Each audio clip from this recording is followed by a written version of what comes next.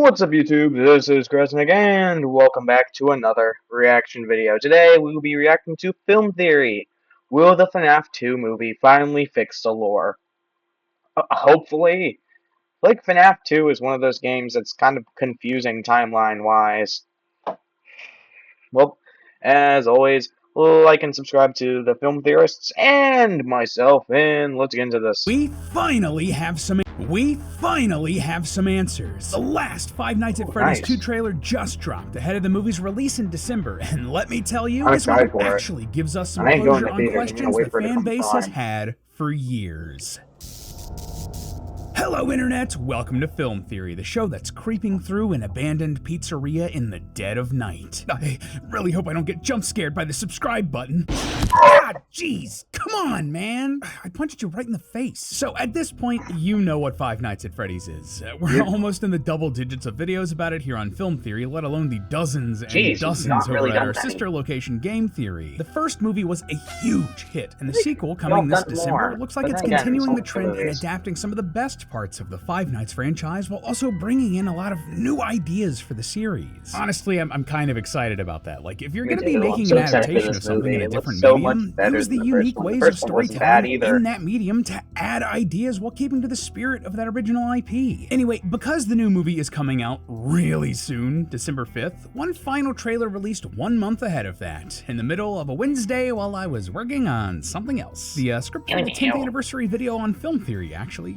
Man, oh, nice. It's making me delay that until January, just how on brand for Theorist is that? Apparently, this trailer was leaked, in that an unlisted copy was uploaded and sleuthy fans found it before they were supposed to. I have to wonder if that forced their hand or if they always meant for this to come out on the 5th, but who knows at this point. So, of course, I had to drop what I was doing to try to break down this trailer, since we've done it for every other one in this franchise. It's kind of like an ongoing series for us here on Film Theory. Anyway, loyal theorists, this trailer was interesting. Why? Well, I was shocked at just how much they showed here. Like, if you dig into what they show and the meaning of what's on screen, they answered a lot of questions that have lingered in the fan base for years at this point. It makes me really excited for what this film is going to do when it's fully released. But for now, let's break down this trailer to see what secrets are hiding in its animatronic endoskeleton, shall we? Grab your flashlights, friends, as we're going into this haunted pizzeria. So we start with the shot of Vanessa waking up and Mike asking her about her dreams on their little date night from previous trailers. So you wanna tell me about your bad dreams? We then hop to a sequence where we see a young Vanessa running through her house as she's haunted by a vision of her father, William Afton. I speculated earlier that shots like this with Afton in this house were either a dream or a ghost, so I guess that's confirming that we are in a dream. We then see Vanessa hiding in this dream in a closet or under a bed or something, and a little bit later we see Afton grab a knife in this dream similar to the one that he uses as Spring Bonnie. If they are legitimately trying to give us an origin story for this knife or why he uses a knife, I'm gonna lose Magic it knife. later.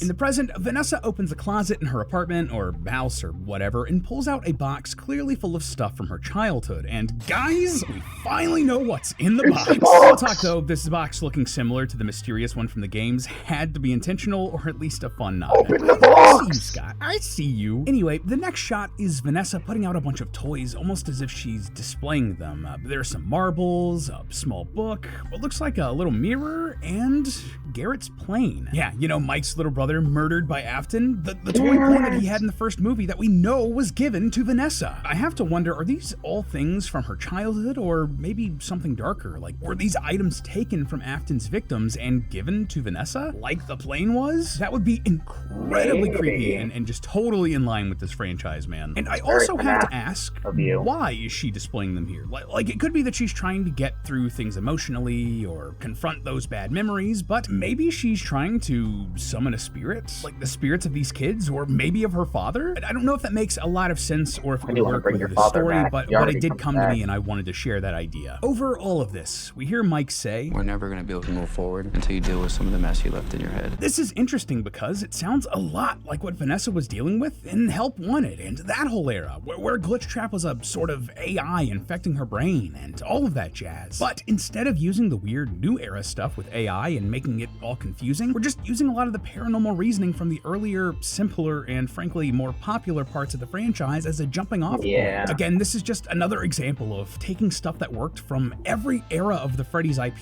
and smushing it into these movies. Next up, we cut to a scene of Mike talking to a man, looking over various pictures and newspaper clippings regarding Afton, a little girl, the pizzeria, and the murders. And let me tell you, when I saw this scene, I got super excited because clearly this guy is supposed to be Henry Emily, Afton's business partner from the game franchise and father of Charlie Emily, the girl that possesses the puppet in the games, who we believe will do the same here in the movies. There are plenty of reasons that this guy is Henry. Like, first off, he has a picture of a girl we've identified as Charlie in his notes, and it looks like the sort of school photo or professional portrait that you'd only really expect a parent to have of their child. And it's accompanied with a little note that reads, "Daddy, I am really sorry you missed my birthday, but I really love my present." Again, that's the sort of thing a parent would have from their kid and keep in a scrapbook like this. But the meta reason I am positive that this guy is Henry Emily, well, it's because he's being played by the actor Skeet Ulrich. If you don't know, Ulrich is an actor with a lot of history in weird, supernatural, or adjacent film and television. He had a main role in Riverdale for years, he was a jerky jock in The Craft, and most importantly for us, he was also the boyfriend character Billy in Scream. That's significant for a couple of reasons, mostly that Billy turned out to be the Ghostface killer in Scream, and that he wasn't working alone. Billy committed those crimes with his best friend Stu, played by none other than Matthew Lillard. They were friends and partners in crime in that movie, and given how much of a face Lillard has become for Afton in the FNAF series, I absolutely see the studio and filmmakers getting Ulrich for the part of Henry Emily, Afton's business partner, as a nod to Scream and a bit of stunt casting that horror fans would love. And to be clear, this is not me saying that Henry in the film is like a co-conspirator in all of Afton's murders or anything like that, only that they were partners in making the animatronics. Now, talking about this actual moment in the trailer, there are lots of small details I wanted to mention and break down because they're eyebrow-raising at the very least. First of all, the shirt Charlie is wearing in this photo has black and white stripes, once again driving home the puppet aesthetic. And secondly, her note talks about a present, which again is a nod to the puppet. The puppet animatronic comes out of a present, and the night she went missing in the games, it was because she was locked out of a birthday party. Like, really, they're just hitting the nail on the head over and over again that Charlie is going to be the puppet, and it's very on brand. Next, the note also says, "I miss our park,"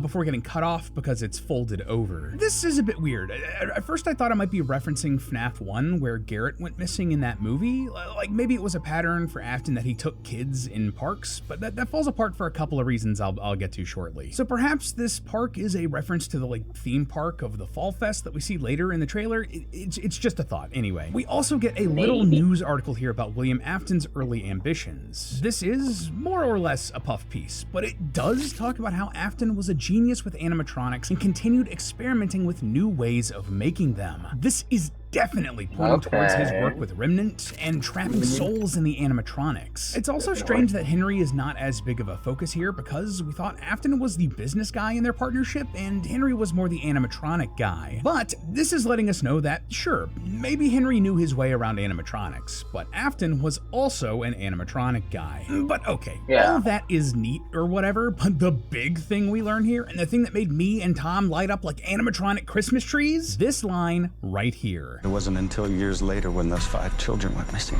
that I knew she was murdered. So this might just seem like a normal trailer line, but this is actually huge. Hasn't seen everything. Why? Well, it confirms that Charlie died first before the other murdered kids. This was something we were pretty sure about for a while thanks to the books. Like Charlie died in 1983, and thanks to the Silver Eyes trilogy and Into the Pit, we knew that the other kids died in 1985. But then Help Wanted 2 came out and threw all of that into question. In that game, there are a set of gravestones you need to interact with for one of the endings, and if you light the graves in a certain order, you get a collectible. And to do that, the puppet's grave was the one you lit last, implying that she died last, and throwing everything we knew into question. So this right here is absolutely an example of Scott using these movies to set the record straight, and man, I'm so here for it. After all of us here at Theorist and in the FNAF theorizing community struggled for so long to get straight answers, it's so satisfying to finally have some. Next, get we the then Bonnie cut to mask. Charlie, Really tears running weird. down her face, screaming as she holds a boy in her arms. We're definitely in the pizzeria back when it was at its peak here, given that we see a birthday party sort of situation going on. This whole sequence seems to be a continuation of another shot from an earlier trailer where we see this same boy in the pizzeria as Afton in the Spring Bonnie outfit peeks through a door to look at him. So a couple of thoughts here, like did Charlie just witness this kid almost get murdered and that's why she's crying? Or maybe, giant swing here, but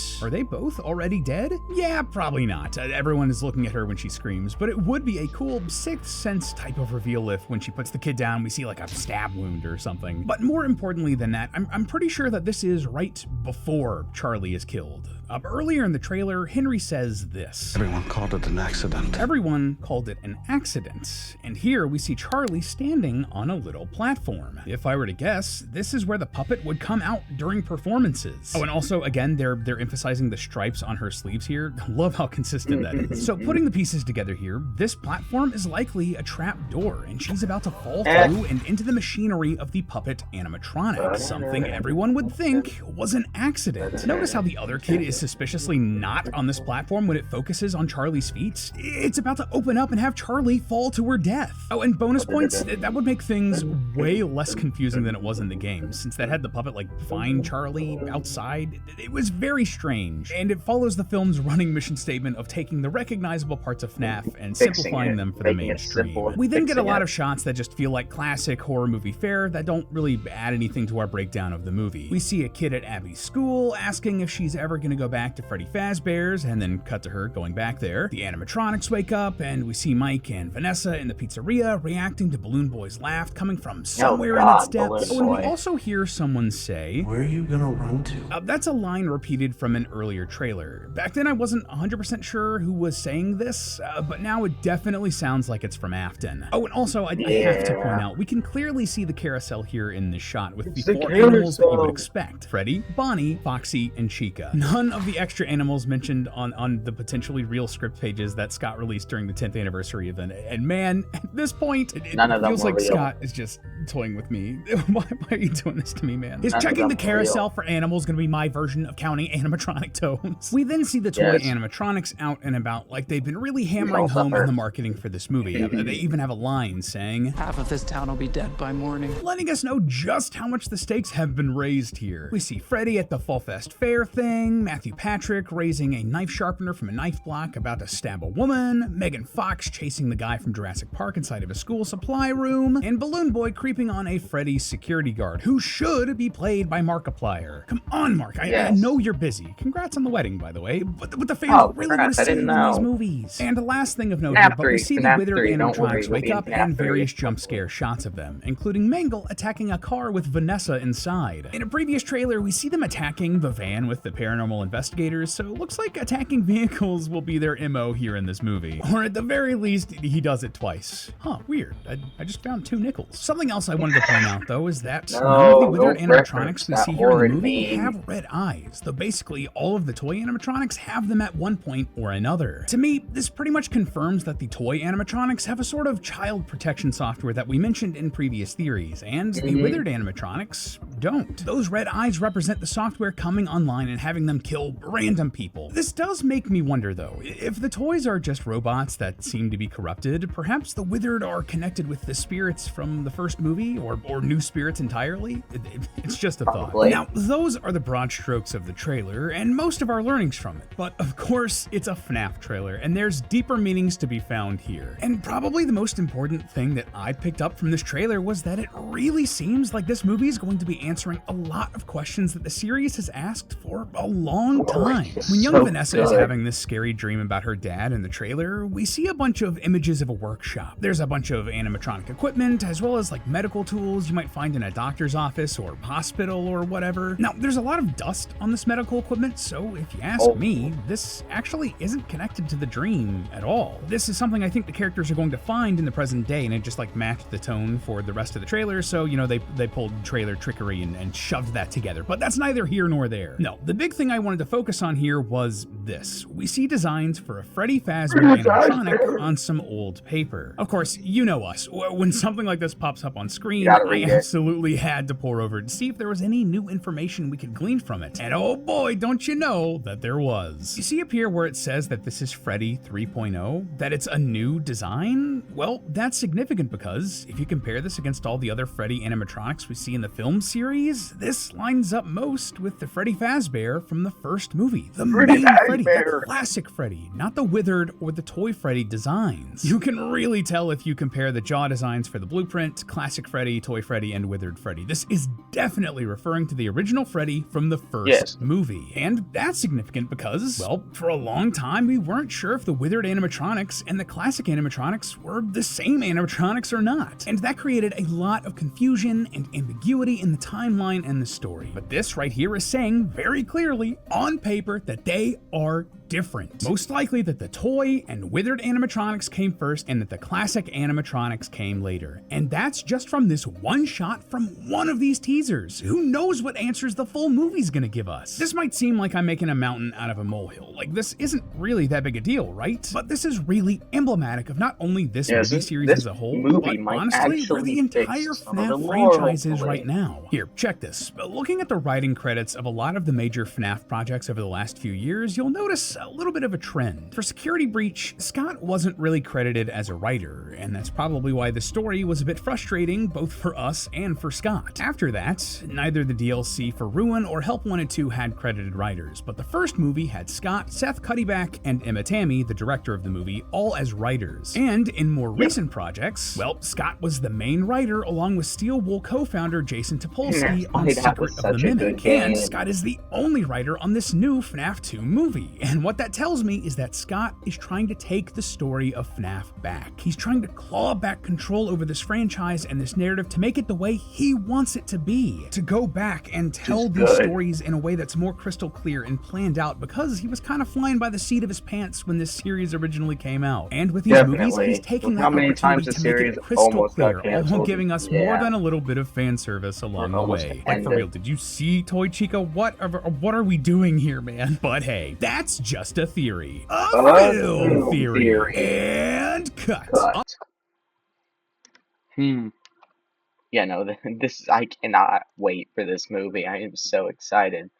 I will not be going to theaters, though. I am definitely waiting for it to come out on Prime Video and watch it. Should probably rewatch FNAF 1. It's been a bit. Well, as always, like and subscribe to the Film Theorists and myself, and I will see you next time. Goodbye.